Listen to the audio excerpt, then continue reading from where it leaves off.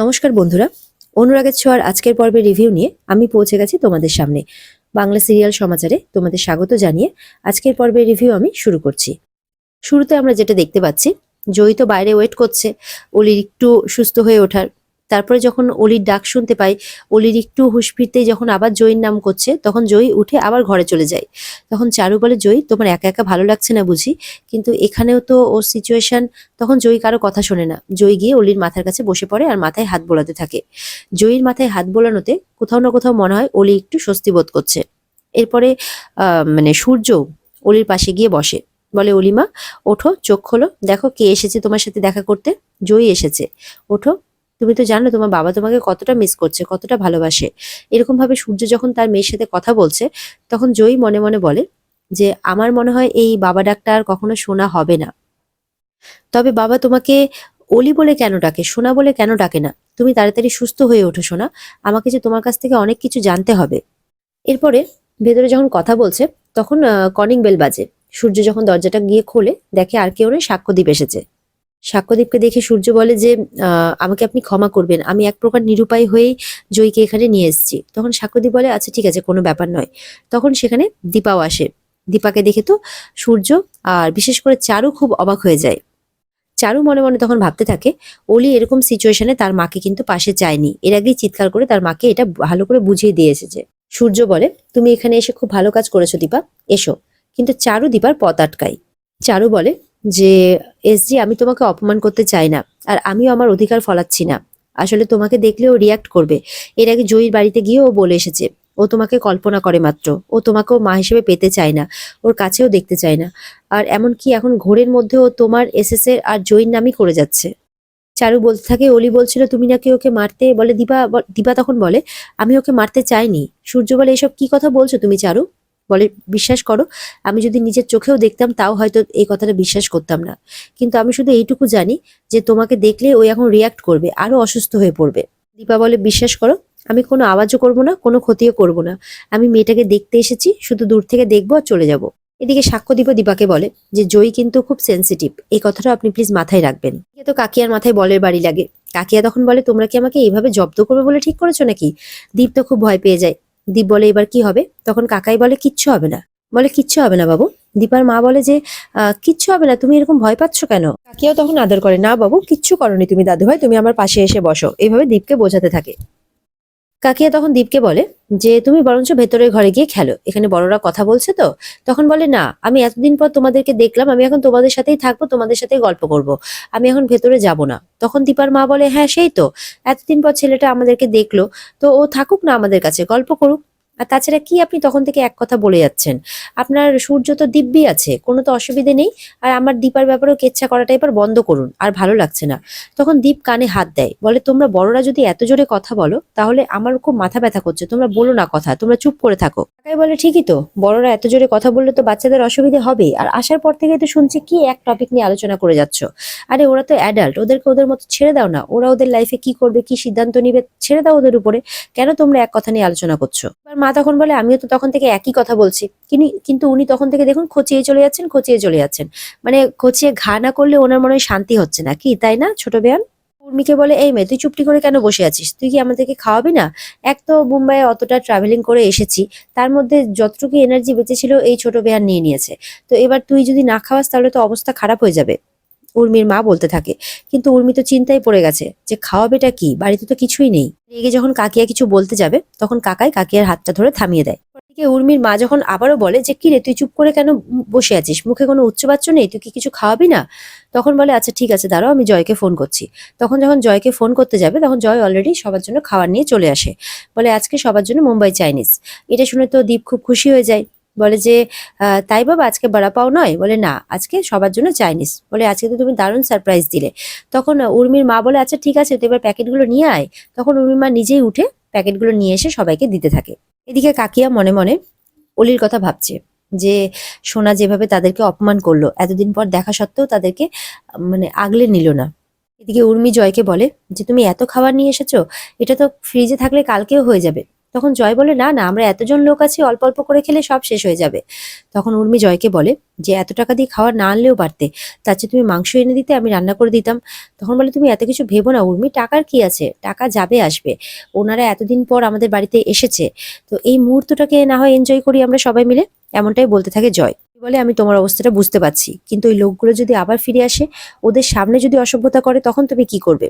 তখন জয় বলে, না না, কিচ্ছু হবে না উর্মি, তুমি চিন্তা করো না। জয় বলে, তুমি চিন্তা করো না উর্মি, আমি একটা কাজ পেয়েছি। এই কথাটা শুনে তো উর্মি একটু অবাক হয়ে যায়, বলে, হ্যাঁ বিশ্বাস করো, আমি সত্যি একটা কাজ পেয়েছি। তুমি হঠাৎ করে এখানে কিভাবে কাজ পেলে? তুমি তো এখানে কাউকে চেনোও না। বলে, আমি একটা ইভেন্টের কাজ পেয়েছি, তুমি বিশ্বাস করো, অনেক বড় কাজ। আমি ওখানকার একটা পার্ট দেখবো আর কি। উর্মি বলে, কি করে কাজ পেলে তুমি?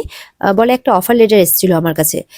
বলে, সাডেনলি? বলে, হ্যাঁ। জয় বলে, দেখো আমি একজন এক্সপিরিয়েন্স বিজনেসম্যান, তো আমার মতো ছেলের ওনাদের হয়তো ক্রাইটেরিয়া ছিল, তাই জন্য ওনারা অফার লেটারটা আমাকে দিয়েছেন।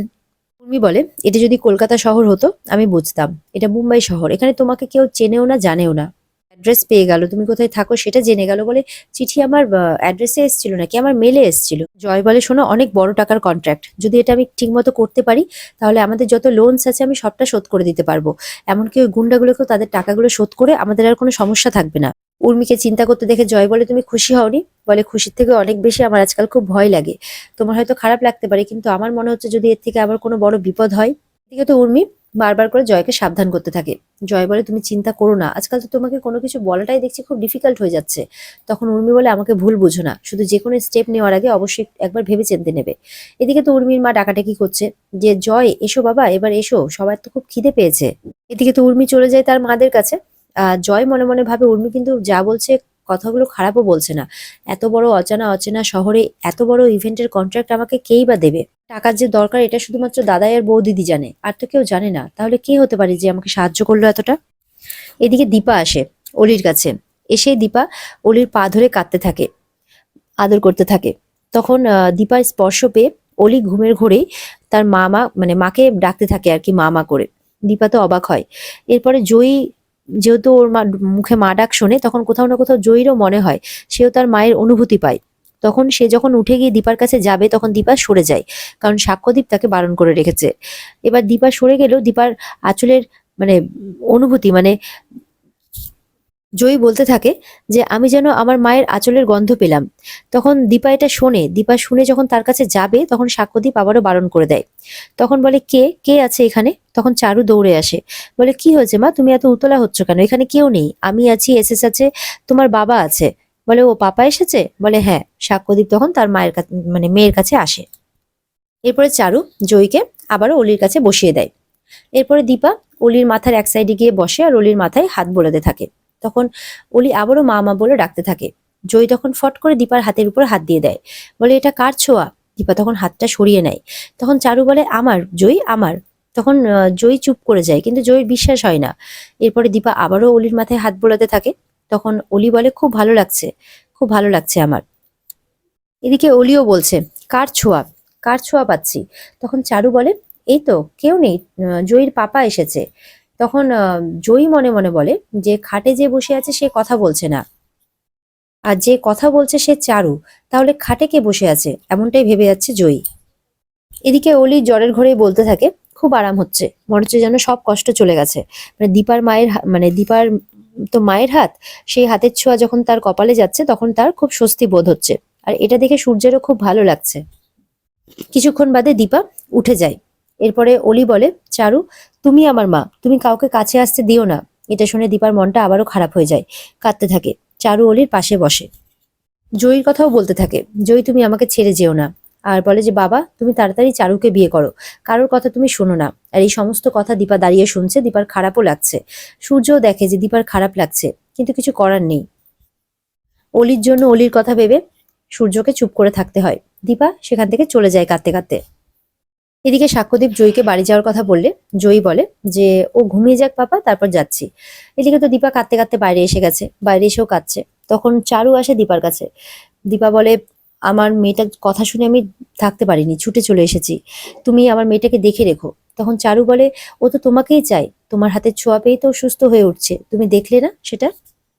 চারু কাকাই কাকিয়ার কথাও বলে, তারাও এসেছিল, কিন্তু অলি তাদেরকে বের করে দিয়েছে। তখন দীপা বলে, তুমি দেখে রাখবে আমার মেয়েকে, তোমার কাছে ও ভালো থাকবে। দীপা তো চারুকে বলতে থাকে তোমার কাছে ও ভালো থাকবে, তুমি ওকে দেখে রেখো। চারু বলে আমার তো উল্টোটাই মনে হয়, ও তো আমার মধ্যে তোমাকেই খোঁজে, আর ও তোমার কাছেই ভালো থাকবে।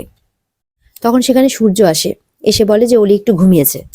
সূর্য বলে দীপা তুমি এসে খুব ভালো করেছো। তখন দীপা সূর্যের কথাকে ইগনোর করে বলে আপনারা দুজন খুব ভালো থাকবেন অলিকে নিয়ে। তারপরে দীপা আবার সূর্য আবারও কিছু বলতে গেলে দীপা সেখান থেকে চলে যায়। এদিকে চারু আর সূর্য আবার অলির কাছে আসে। অলির মাথার কাছে জয়ী বসে তো কথা শুধু ভেবেই চলেছে যে ঘরে কে ছিল। যখন সাক্ষ্যদীপ জয়ীর কাছে আসে, জয়ী আবারও প্রশ্ন করে ঘরে কে ছিল পাপা। বলে কই আমি আছি, ডক্টর সেনগুপ্ত আছে, চারু ম্যাম আছে, অলি আছে, তুমি আছো। বলে না আরো কেউ ছিল পাপা, কিন্তু সে কোনো কথা বলেনি। তখন তো জয়ীর কথা শুনে সবাই একটু অবাক হয়। সাক্ষ্যদীপও কি বলবে কিছু ভেবে পায় না। আর অলি এদিকে ঘুমের ঘোরেও তার মাকে ডেকে চলেছে। আর এখানে আজকের পর্ব শেষ হয়ে যায়। তো বন্ধুরা, এই ছিল আজকের পর্বের রিভিউ। যদি তোমাদের ভালো লেগে থাকে তাহলে অবশ্যই পর্বকে লাইক, কমেন্ট আর চ্যানেলকে সাবস্ক্রাইব করে দেবে। আর এই পর্বের বিস্তারিত দেখতে অবশ্যই স্টার জলসার পর্দায় তোমরা নজর রাখবে। দেখা হচ্ছে তোমাদের সাথে আগামীকালকে নতুন পর্বের রিভিউ নিয়ে। ততক্ষণ সবাই ভালো থাকবে।